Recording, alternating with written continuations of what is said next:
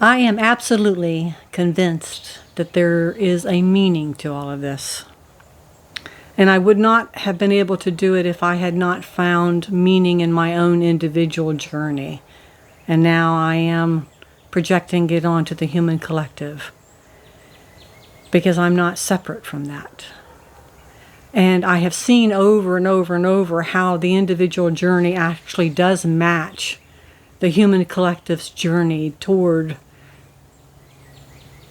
who we came here to be, what we're capable of becoming, what our inner workings are nudging us toward. I call it the soul. The soul that wants the human to be able to experience what is absolutely possible in this paradise that we've been put in. The soul that nudges us, guides us, invites us, lets us know when we're not living by it. In my individual journey, it was initially, of course, about overcoming the trauma and the interpretation that I did in my little girl mind as a way to explain what the tall people in the world were doing and how that affected me and what that meant about who I am. So many of you are on this journey and have been on this journey, and you know that the first part of it is very rocky and rather dubious in its and its payoff at first. And that's an important point. I want to say something about that. You know, when the individual begins the journey of healing and reclaiming their right and their ability to be a fully expanded human, those first years are very rocky in that, as I just said, there's not a whole lot of promise of payoff. But there's something inside of us that suspects the payoff is worth it, is worth the deconstructing of our illusions that we've been calling truth. It's worth being mad at the parents for a minute and a half, or the abusers, or both. It's worth removing yourself from the religion that didn't teach love but taught dogma and doctrine and judgment. It's worth having to leave friends who aren't capable at this time to be able to move into the same world that we're wanting to create, and in fact would undermine and sabotage our own efforts in that by their own pain. And it's all subconscious mostly, but still we had to let them go. So lots of pain, lots of reevaluation, lots of reorienting, lots of what's this all about, Alfie? Lots of stuff that doesn't really have a payoff. And yet, something inside of us kept nudging us, as it is with the human collective. Something inside of us kept enabling us to get off the floor when we've been sucker punched by a belief system that was not serving us. It's that inner thing that nudges us and leaves us alone when we need to wallow in our victimhood for another year or two. There's a powerful, powerful force inside of us that hasn't been paid attention to and was in the realm of religion and not spirituality, and that's changing. And so the human journey becomes that in many instances. And I want to say, my personal opinion is that without the spirituality, I don't see us being able to nudge ourselves by our spirit within to fully embrace love, which is what this is all about. I'm convinced. I've studied a little bit of Viktor Frankl and the man's search for meaning. Of course, I would change that to human's search for meaning, but that's just me. He gave us a lot. He gave the human collective a lot to work with and to chew on and to consider. And one of the main things that he brought forth for us to consider is, what is the meaning of suffering? And this time that we're living in now, there are protests happening today, huge protests yesterday, lots of meetings and offices and secret rooms, and lots of conversations going on about how to navigate this particular time in human history all over the world, but particularly in the United States. That evolution that is occurring requires us to move toward love. And there would be no marches. There would be no secret meetings in rooms trying to find a way to advocate for freedom. There would be fewer phone calls, fewer emails, fewer messages around how to liberate ourselves from this dogma of control and this energy of the shadow that has a lot of money behind it. There's nothing motivating that except for love. There's nothing motivating that except for love. And yet love is like this major protagonist sitting in the corner of the ring. It is what is compelling us to do what we're doing. Self-love is what compelled me to do the work of freeing myself from the misperceptions that I've had about being human and what it means to be human and what it means to be me. And goodness gracious, it took me years to even get to the self-love. Before I got to self-love, there was just struggle of overcoming. But when you get to the love part, whoo, the game changes. The game changes. And so I'm just going to bring it to the fore, put it in the center of the ring. That's why people are marching. That is why people are doing what we're doing. That's why we're doing all that we're doing. It's because of love. There's a maturation of love occurring.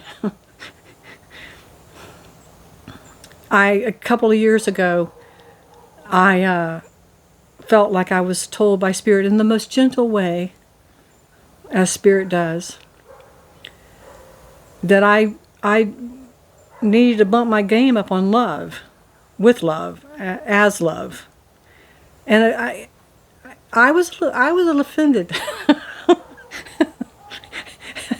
I was offended because I thought I loved. And I don't. Not compared to Spirit. On a scale of 1 to 100, I'm at a 1. But that 1 is still very powerful. And it's nudging toward 2. With all of this contrast, with all of this cruelty, with all this misalignment, it's nudging toward 2. I'm very happy about that. Because if you don't harden your heart, you have given love a chance to become a very animating and active factor in in your life. And it makes life, bottom line, worth living. And it provides the venue for expansive love. Expansive love brings healing. Expansive love makes things capable that on the 3D world isn't capable. Love is not, that's the other thing. We hear the word love and we treat it like we use the word God. It's kind of like, yeah, no. It's kind of like, yeah, but yeah. Maybe I can be a little bit more articulate. We have subconsciously pigeonholed love through the lyrics and sentimentality. And love is so much more than that. Love is being a white person marching on the street for brown-skinned folks. Love is seeing cruelty and doing something about it. Love is healing the crusted heart that came from pain and betrayal and turning it into service. Not by shoulds, but by can. I love, therefore I can. Humans are evolving toward this love where it becomes real. It becomes non-negotiable. It moves from a transactional, you help me, I'll help you. You network with me and I'll network with you. It goes from, what can you do for me so that I feel good, to can. What can I do with this power and this maturity of love? Jesus taught love. Of course, his teachings were turned into a religion. But that's changing. One day I was sitting on this porch long before I got the nudge to love, and one of our dogs was sitting here. Let me turn the phone around. And she was just kind of sitting right there, and she heard a noise. And I watched her.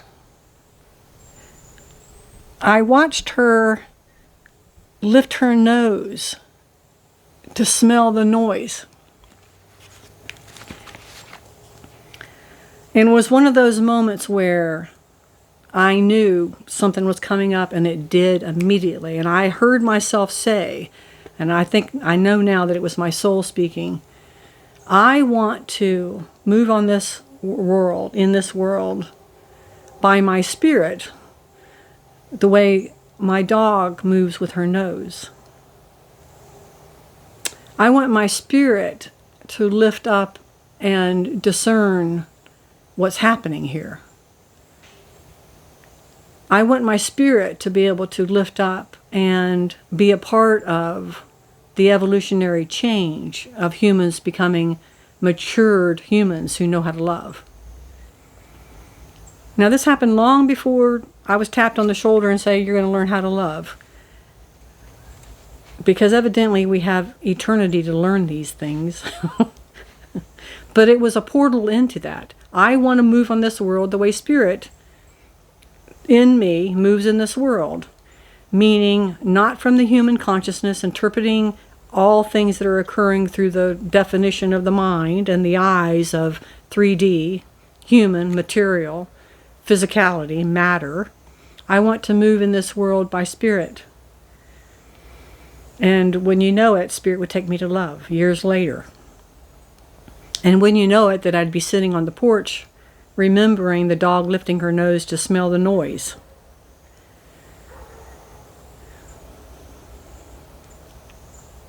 I have to feed that inclination.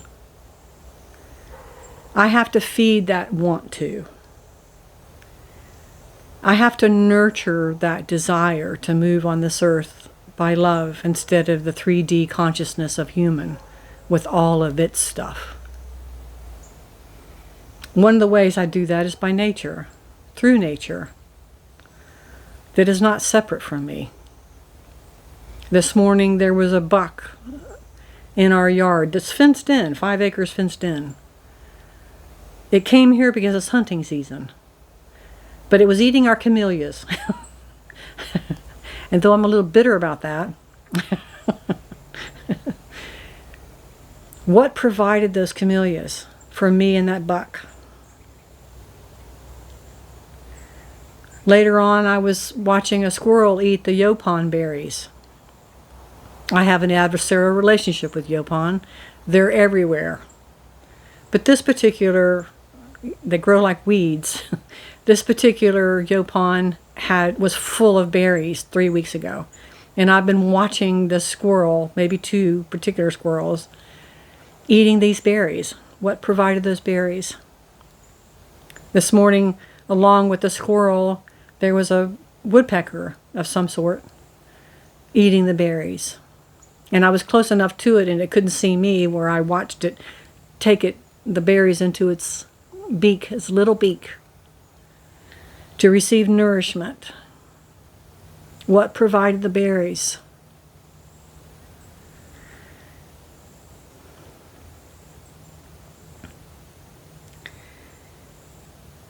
To think and to care about something other than ourselves, other than our immediate family, to care for the stranger, that's love. That's love.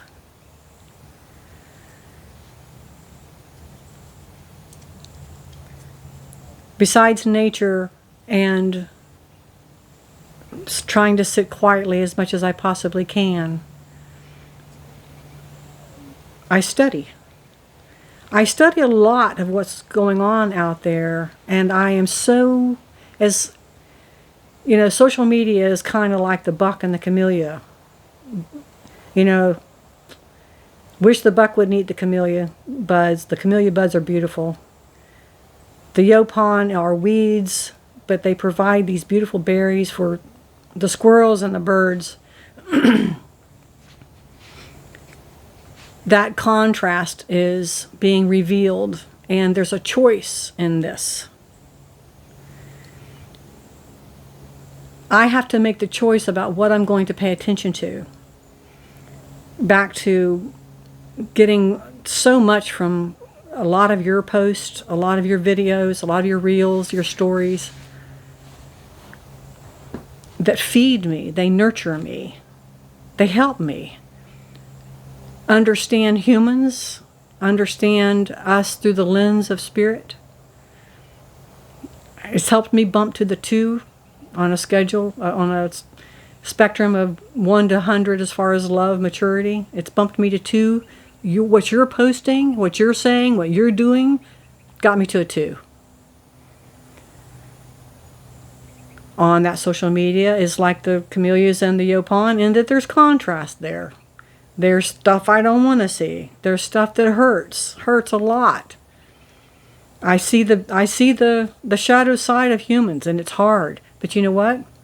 That also got me to a 2, because it forced me to choose. It forced me to choose love. It forced me to uncrust my heart. It forced me to lay down the protections that I had put around my heart so that I would not feel. Mature love makes us capable of feeling.